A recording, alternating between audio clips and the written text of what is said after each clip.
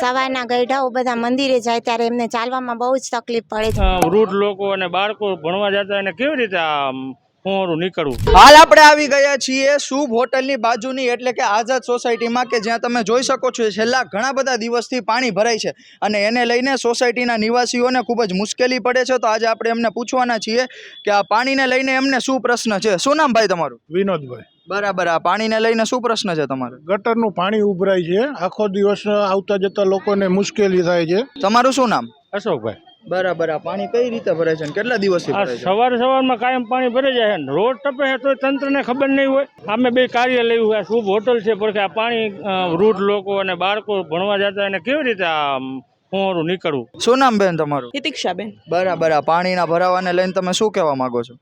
શું કે ભાઈ, સામે જ દેખાય છે ને તમને. બરાબર ને, ઘણા ટાઈમથી આ પ્રોબ્લેમ છે, વર્ષોથી છે જ, આજે ફેર વધી ગયો છે. શું નામ બેન તમારું? મારું નામ માધુરીબેન છે. બરાબર. આ પાણી આટલું બધું ભરાય છે તમારી સોસાયટીમાં, કેટલા દિવસથી ભરાય છે અને કેવી કેવી મુશ્કેલીઓ પડે છે એના વિશે કહો.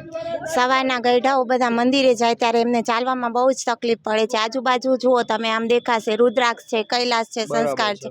નાના નાના છોકરાઓને સ્કૂલથી લેવા જવામાં જીઆઈડીસી એટલે મેઇન નાકો કહેવાય. બધી સ્કૂલ બસો ત્યાં જ ઊભી રહેતી હોય એટલે માતાઓ બધા બાળકોને લેવા જાય એટલે આવા રસ્તામાંથી પસાર થઈને ગઈઢાઓને નાના સરખા છોકરાઓને બહુ તકલીફનો સામનો કરવા પડે છે. અને આપેલી સોસાયટીમાંથી બધે અરજી તો કરેલી જ છે નગરપાલિકામાં, પણ હજી સુધી કોઈ નિવેડો નથી આવ્યો. અમારો એક અભિપ્રાય એવો છે કે આનો તાત્કાલિકપણે સારો એવો નિર્ણય લઈ આવો કે જેથી આ સોસાયટીમાં શાંતિ બની રહે.